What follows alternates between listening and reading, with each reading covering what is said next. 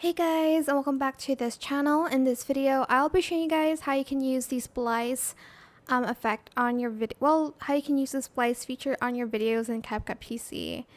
So you are going to select your video first, and then you are just going to go to the area where you want to like splice it or like cut it basically. Select it, and you're just going to select the split button, and that is pretty much the splice button. You can also split and delete right, which is this one, or you can split and delete left, which is this one.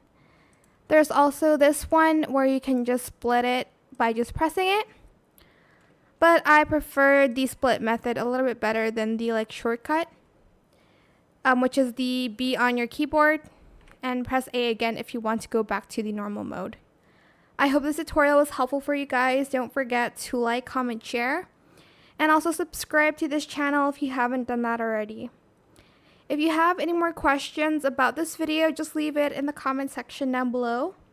I will try my best to answer them all for you guys. And if you found this video helpful, please click the thanks button as well. That is it. Thank you so much for watching. Bye.